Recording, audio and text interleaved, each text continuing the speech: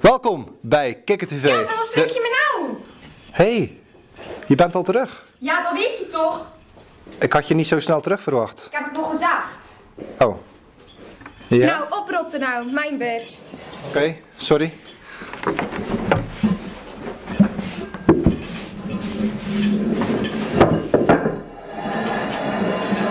Dat dacht ik dus ook.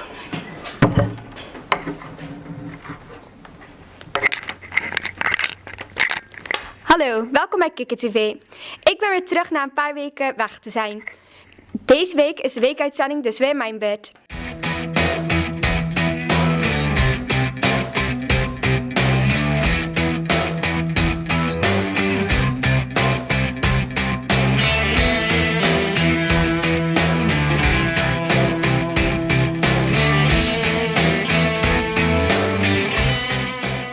Vorige week was er een zware storm voorspeld. Achteraf viel deze gelukkig heel erg mee.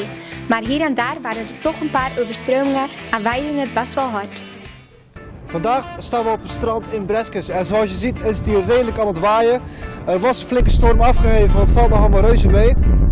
Er zijn mensen te zien, dus wij gaan die mensen even vragen waarom ze hier vandaag zijn. Of dat speciaal voor de storm is of niet.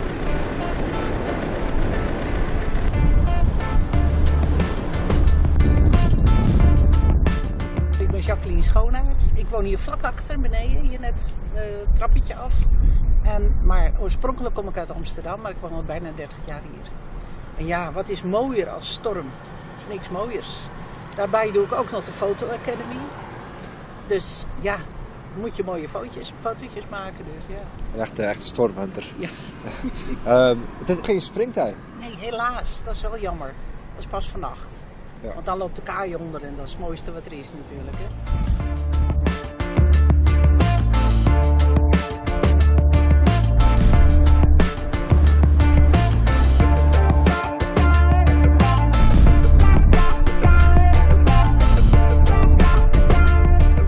Mijn naam is Cor Henderson, redelijk ben ik hier bekend en ja, ik ben de hele dag al met Sint-Nicolaas op pad en nu ben ik eigenlijk aan het kijken of hij eigenlijk wel nu met de storm naar buiten komt, maar ik geloof niet dat dat het zo ver komt. Maar ik kom eigenlijk ook meer voor een beetje foto's te maken.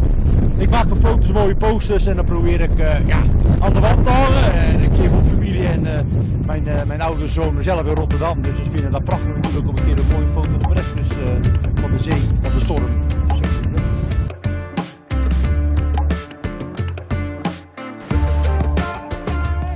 Speciaal voor de storm naar hier komen? Ja, heel specifiek. Hè? Ja, echt. Misschien ietsje vroeger dan dat we gepland hadden. Ja, we zijn bang dat we te vroeg zijn, maar het is nu nog licht, dus zien we weer meer. En we hadden nog wat verplichtingen later op de dag, dus het moest nu of niet. Ik ben Jelle, ik woon hier in Breskes. Daarom ben ik hier ook en we wou even gaan kijken naar de storm. Dus je bent niet speciaal voor de pannenkoek gekomen? Nee, Speciaal voor de storm. ja. En bevalt het een beetje? Ben je op het strand geweest? Ja, Niet weggewaaid? nee.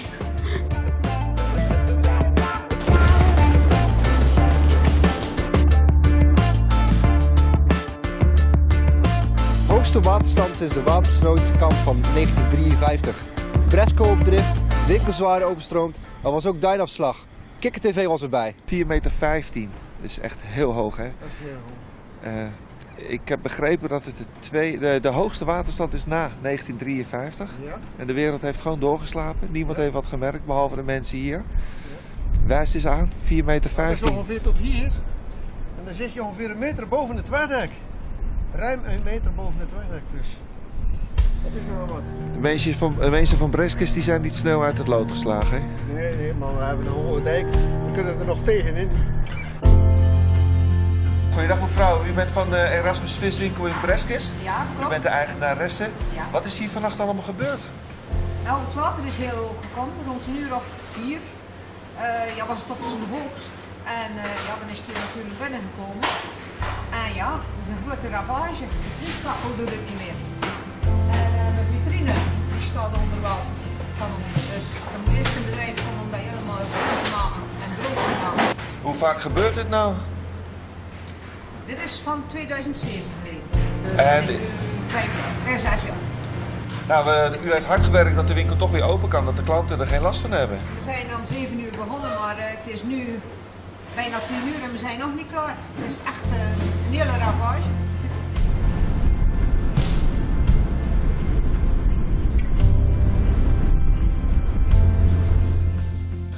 Ik sta hier bij Kikker TV bij Kosten, de watersportwinkel in Breskes. Er is ook een en ander gebeurd. Ik sta met Bianca en Frank.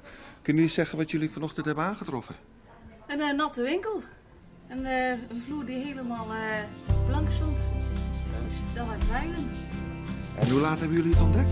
6:30 zijn we gebeld door Marcel van de KNRM. Ja, dan kan je er toch niks meer aan doen, want dan kan naar waterschool naar me s'avonds aan gezet, maar ja, die hebben toch niet afdoende gewerkt. Dus dan moet even aan de constructie gewerkt worden, dat we dat de volgende keer dus niet meer hebben. Het is nu een paar jaar dat jullie deze zaak hebben. Het is nog nooit eerder voorgekomen? Gelukkig niet. Nee. Nee, we hebben nu al een paar uur gebeld en we hopen dat het weer een hele tijd gaat duren. Ik sta hier met Jaap Albrechtse in Breskes. Meneer was vannacht hier al bij de waterstijging van 4,15 meter. Dat is een enorme hoogte. Kunt u het even aanwijzen, meneer? 4,15 meter. Deze had tot 3,90 boven NLP. Ja, dat was ongeveer tot hier. 4,15 meter. En bij de watersnoodramp van 1953, ja, dat was 4,53 meter boven NLP. Dus dat moet hier ongeveer geweest zijn. Is het nog gevaarlijk geweest vannacht? Nee, absoluut niet. De dijk is hoog genoeg. Hè.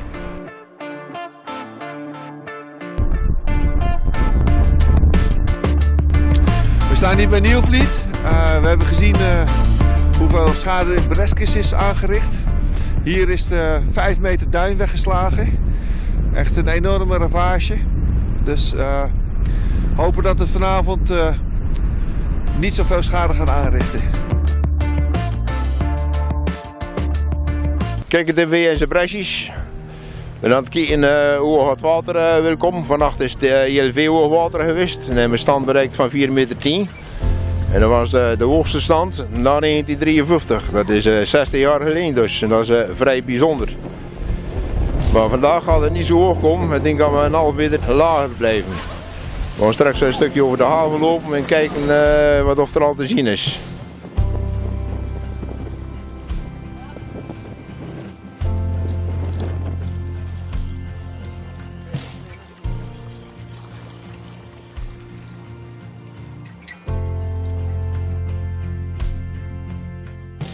Oké, nog steeds op Breskeshaven. Het is nu hoogwater. Het is voor de tweede keer vandaag dat het hoogwater is. Maar de afgelopen nacht is er nog een 60 centimeter meer geweest. En dan Bresco. Bresco was afgedreven en die was hier achter mij. Was die op die plankier terechtgekomen. Hoe of mogelijk was, dat snapt men niet. Maar er was geen beschadiging, die zat dan gewoon. Net eerder of er een grap was uitgehaald. Die bij een kraanwagen hier even neergezet was. Maar het water dat is nu al aan het vallen. Er is geen noemenswaardige schade. Wel een beetje veel wind gehad. Maar daar komen we uiteen. Bedankt voor het kijken.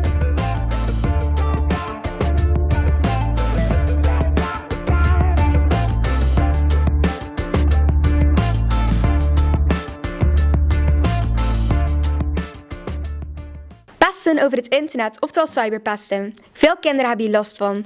Dus de jonge reporters van Kikker TV namen de kidscam mee en gingen op onderzoek uit. Welkom bij Kikker TV. Wij doen een item over cyberpesten.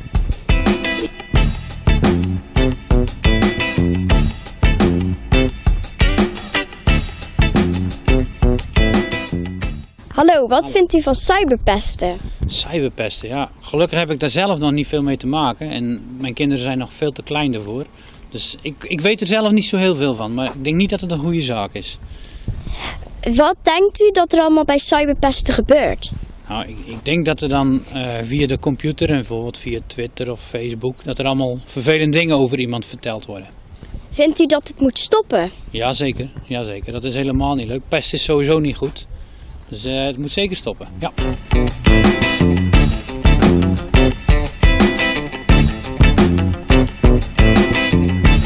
Hallo, wat vind jij van cyberpesten? Ja, ik vind het best wel erg dat die mensen dat doen. Ze moeten er eigenlijk wel mee stoppen. Wat geef je als tip ervoor? De mensen die dat doen moeten zich erg schamen.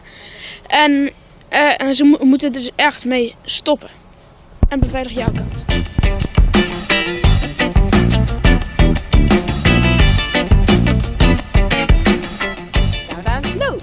Wat vind jij van cyberpesten? Ik vind het heel erg, want je kan kinderen daarmee kwetsen. En ja, het is heel erg. En wat denk je dat je eraan kan doen? Je kan beter je accounts beveiligen. En er moeten ook mensen van het bedrijf, bijvoorbeeld van Facebook, kunnen beter de makers ervan, kunnen dan beter opletten wat ze doen en gelijk alles wissen. Als iemand gepest wordt op internet. Oké, wat vind jij voor tip als je cyberpesten bent dat je dat moet doen? Je moet gewoon stoppen en je wordt denk ik wel opgepakt. En je moet er gewoon mee stoppen en dat is niet leuk. Dit was het dan weer. Bedankt voor het kijken. Doei! De gemeente stond het niet langer meer toe om kerstverlichting op te hangen in Breskens. Wilma en Bram bedachten een idee om toch wat kerstfeer te kunnen bieden. De kerstverlichting mag hier niet meer aan de lantaarnpalen gehangen worden. Daarom hebben Bram en Wilma een idee bedacht om hier iets aan te doen. Ze hebben wat vrijwilligers bij elkaar gehaald, ze hebben wat gezaagd, ze hebben wat gebreid. En we gaan kijken hoe dat eruit ziet.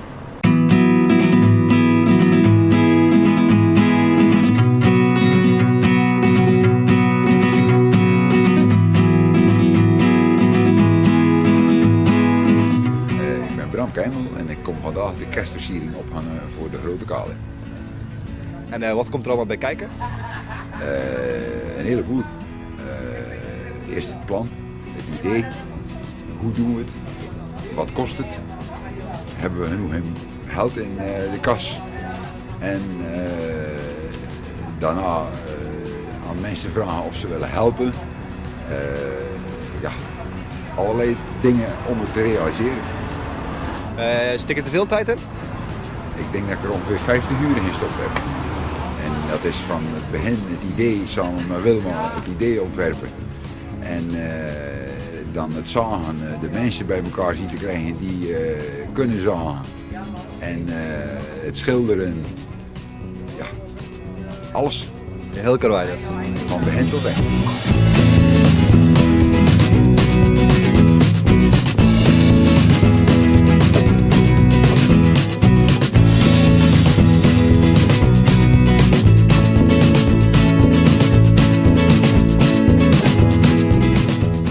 Ik ben Wilma Valk en ik woon hier op de Grote Kade.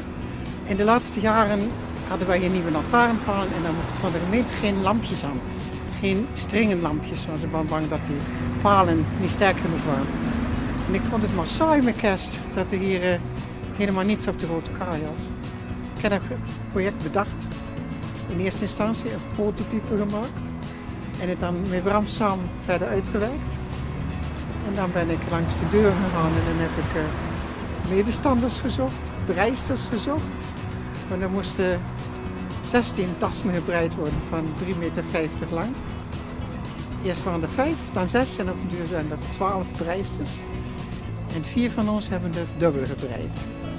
En die mannen hebben dan gezaagd. Ik heb ook nog geschilderd. En vandaag hangen we ze op. Ben je een beetje trots op? Nu wel, ja. Dat het gelukt is. Want uiteindelijk, in het begin ben ik wel uitgelachen. Zo van breien. Maar dan waren er toch maar 15 totaal die meegewerkt hebben. Met verven en zagen. En ja, het is heel leuk geworden.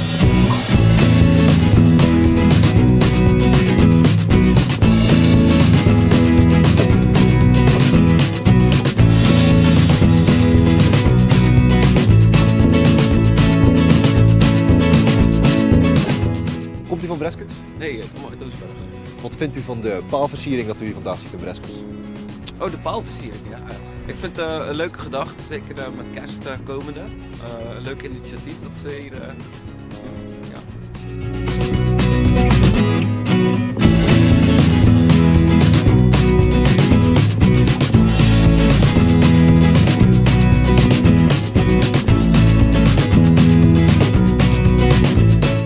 Dit was Kikker TV. We gaan nog even verder met versieren. Bedankt voor het kijken en tot de volgende keer.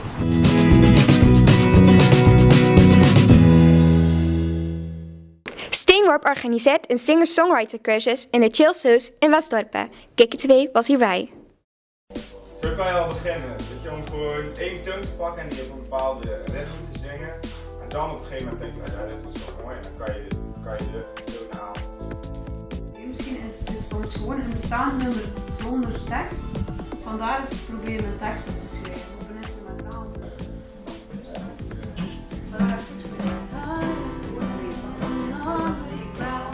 Falling down, falling down.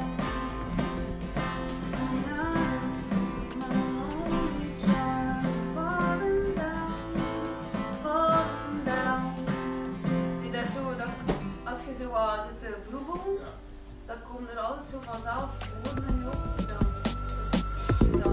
En ook luisteren natuurlijk hoe liedjes in elkaar zitten. En gelijkenissen tussen de nummers. Jullie hebben al voor het podium.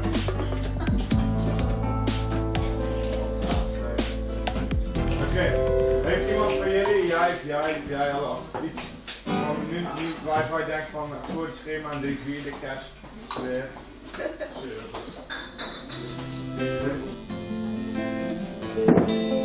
ja, nu kan je wat, nu kan er iets van zakken. Ja.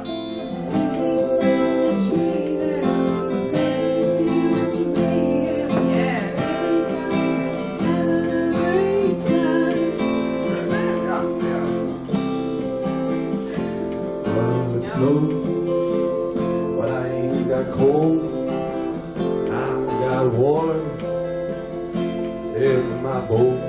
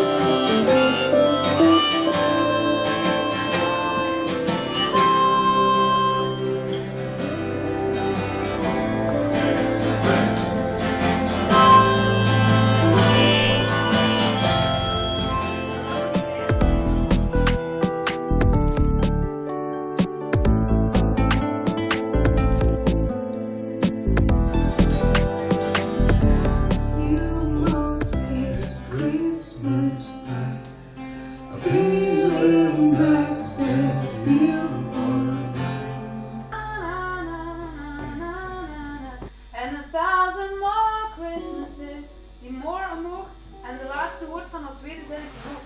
Want als dat elk keer naar beneden gaat, dan stopt dat. En dan hebben we zo niet het gevoel dat dat ergens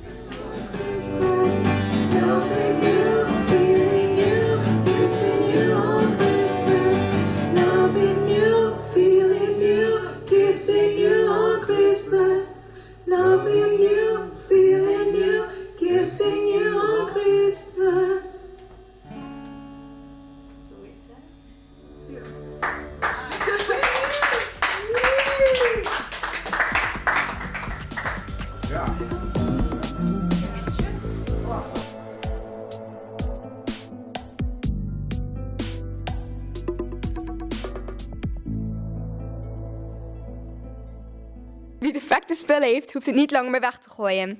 Een groep vrijwilligers in Breskens is een reparatieclub gestart. Kikker TV was hier natuurlijk ook bij.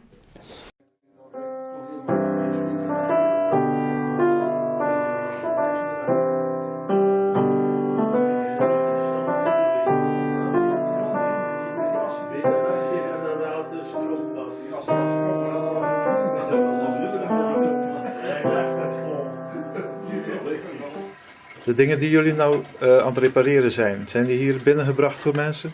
Ja. En wat voor mensen zijn dat die spullen komen brengen? Dat zijn over het algemeen deze 2 koffieapparaten die zijn van het Zeeuwse landgoed. Of hoe heet dat? Zeeuwse landschap. Oké. Maar normaal gesproken wordt dat door particulieren binnengebracht. Dus gewoon mensen uit Breskens? Breskens, nou overal vandaan, eigenlijk uit heel Zeeuws-Vlaanderen. Oké. Ja, Terneuzen komt wel eens beeld vandaan en Hulst hebben we ook wel eens gehad. Iedereen die weet dat jullie hier reparaties verrichten, die kan in feite met iets afkomen? Ja. Dat is in principe een bedrijf, die hebben er doorheen. Nou, wat het initiatief was van Siets Leeflang, analoog aan de repaircafés, wat dat officieel heet in Amsterdam. Dus hij zei, dat gaan we hier ook doen, maar dan gaan we het geen repaircafé noemen, maar een reparatieclub. Oh ja. Maar we toch een iets andere methode toepassen als daar in Amsterdam. Dan komen de mensen dus en dan moeten de mensen het zelf onder leiding van wat deskundigen repareren. En dat vinden wij maar niks. Wij doen dat zelf. Aha. Dus daarom voor het onderscheid. Het is ook een beetje onder de hoed van de 12 ambachten. Oh. Waar Siets dus de grondlegger van geweest is. Dus jullie prutsen liever zelf ergens aan dan dat je het een ander laat doen? Ja, dat kunnen wij niet opbrengen. Dat is een ander leren. Een ander kan je toch niet leren wat dat betreft. Dus dat is gewoon lastig. Ja. Dus wij doen het liever zelf. Ik begrijp. Wat zou u als slot van deze reportage nog aan de mensen willen zeggen? Ja, zeg maar, te repareren spul. Dus zeg maar, voordat je iets naar de winkel brengt waar je misschien 9 van de 10 keer een antwoord krijgt van we kunnen het niet meer repareren, dus u moet maar nieuw aanschaffen. Kun je het beste natuurlijk altijd nog even bij onze club langskomen. Omdat er in 9 van de 10 gevallen toch altijd wel nog wat van te maken is. En waar zijn jullie te vinden? Wij zijn te vinden in Breskens, in de Dorpsstraat nummer 99. De kids van Kindercentrum Kids hebben een thema bedacht over het paard van Sinterklaas. Laten we eens gaan kijken.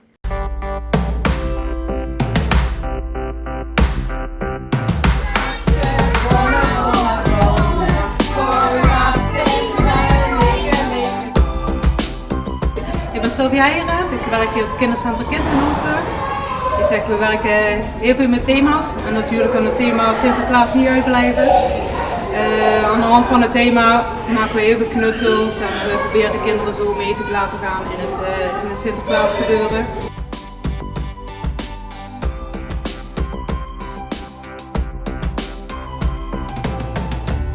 Tijdens de kring van Puk hebben we een brief gekregen van Sinterklaas, van de hoofdpiet, en Americo die was kwijt. Sint heeft gevraagd om met de kinderen Americo te gaan zoeken. Dus zijn we nu hier bij de manege, want we hebben dus gehoord van de hoofdpiet dat hij schijnbaar hier zal staan.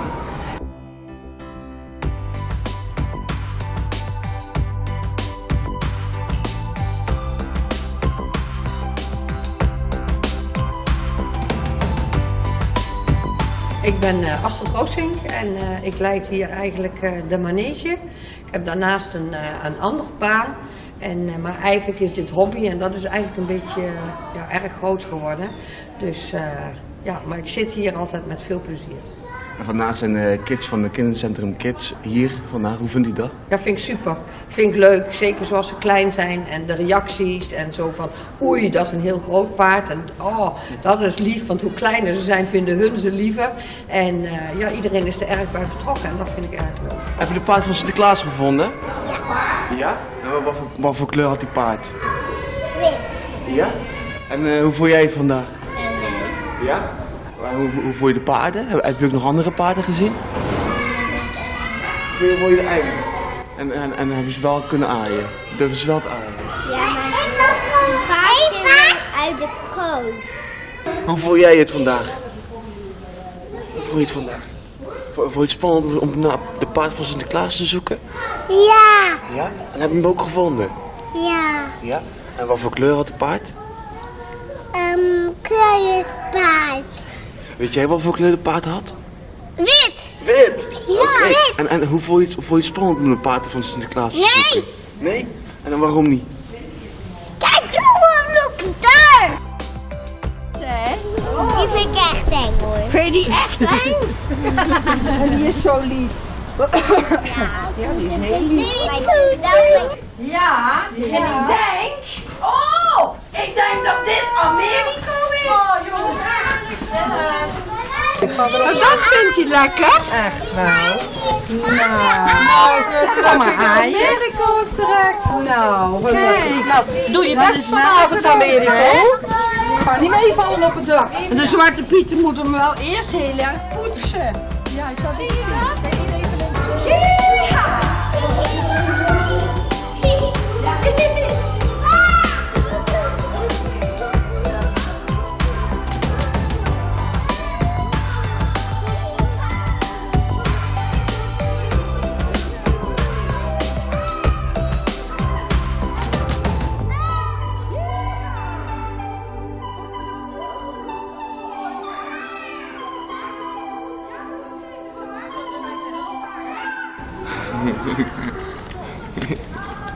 Ik vind het ook leuk. Ja, vind jij het ook leuk? Ja. Maar papa. Wat gaan we stormen hè vannacht hè? En mijn mama komt ophalen.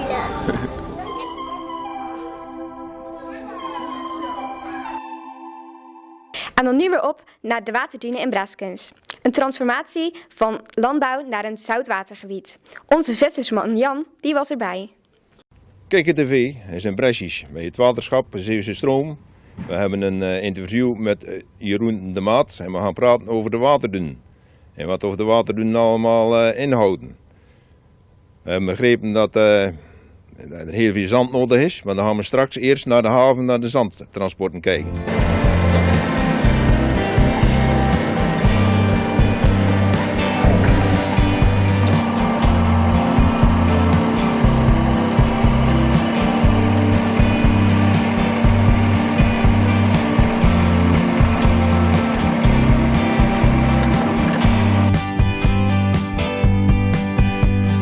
We staan hier bij de zandoverslag in Breskens en mag ik je vragen aan de kraanmachinist hoeveel werk had hier net en hoeveel ton bij zand hadden naar de waterduinen moeten?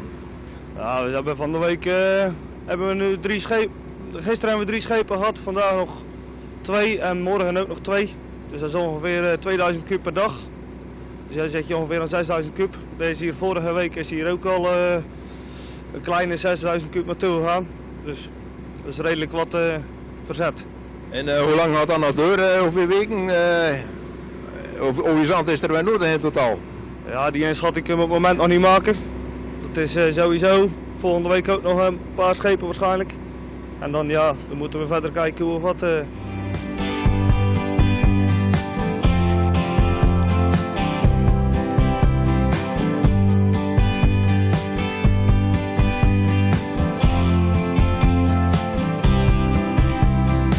Het is nu nog landbouwgebied gedeeltelijk en dan zien we daar de schaapjes zien we daar nog lopen. Maar aan de andere kant, daar zijn ze druk bezig met nieuwe duinen te maken. Dat is zeezand. Dat wordt aangevoerd met grote zandzuigers vanaf de steekbanken. Waarop Breskens reden wordt dat overgeslagen in binnenschepen. En van de binnenschepen wordt het overgeslagen naar grote tractors en vrachtauto's om naar hier getransporteerd te worden. Combinatie H4A en Rijmerswaal. En we hebben hier een kaart voor ons van de waterduinen. En dan gaan we kijken of daar zand over dat terecht moet komen. We gaan hier een hoop grond heen en weer rijden in dit gebied. Om te voorkomen dat dat allemaal over de weg moet, leggen we in het gebied een transportroute aan. Dus de grond van deze sloot die we graven, die moet van deze kant van het gebied naar daar. Ja. Nou, daar zijn dan die zandtransporten voor. Die komen hier aan over de Lange Weg. Die rijden we hier in het gebied uit. En dan kunnen we gewoon intern heen en weer rijden. Dit is dus een van die sloten. Het is feitelijk meer een waterhang, een brede sloot. En dat komt helemaal rondom het zoutwatergebied. En dan wordt dat brakwater, dat is zoutwater en afvoer van regenwater, wordt weer afgevoerd naar zee. Vanaf het Killetje, het hele deel waar vroeger de camping Napoleonhoeve was, dat wordt opgehoogd. Hier is de vuurtoren. Ten zuiden van de camping krijgen we het nieuwe natuurgebied. En vanuit de boerderij in het midden, want dit is de Lange Weg en de Slikkenburgseweg die eruit gaan, komt er een wandelstructuur zo dwars doorheen naar de vuurtoren. Oké, dus dan kan je over het water lopen. Je loopt ook over eilanden. Dat lijkt me wel leuk om te doen voor toeristen. En daar is toch voor te doen, hè, om de toeristen te koppelen aan de natuur van de Waterdun.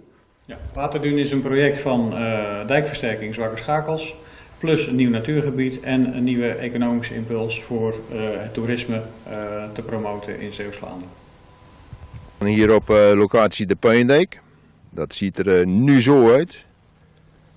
Maar over enkele jaren is het zoutwatergebied. En dan is er heel veel veranderd. Dan zijn er hier heel veel vogels die achter voedsel komen zoeken.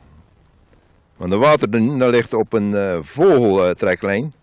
Dan heb je zowel in het voorjaar als in het najaar heel veel trekkende vogels. Hier op de wandelpromenade van de Waterdun, aan de linkerkant van de weg, komt er een zoutwaterkanaal. En de zoutwaterinlaat dat staat op het eind van de weg. Aan de rechterzijde krijg je hotels en appartementen. En het ziet er goed uit op de animatie.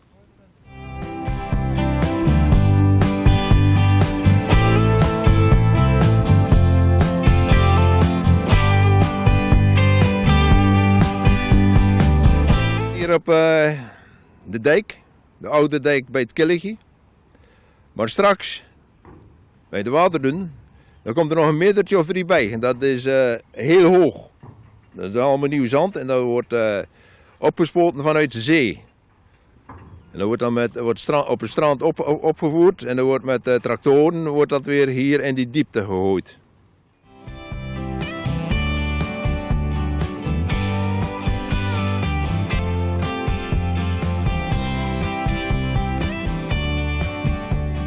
Beste kijkers, met beelden van de nieuwe vogeltuilpost op de achtergrond. Die liggen 100 meter oostelijker en ook wat hoger als de vorige tuilpost. Nemen we afscheid van de Waterdun. We hopen natuurlijk in de nabije toekomst nog wel eens terug te komen. Met een overzicht of er allemaal gaande is. Maar voor deze keer was dat het. Dit was de weekuitzending voor deze week. Bedankt voor het kijken en tot de volgende keer. Doei. Bij de halfbeer? Sorry.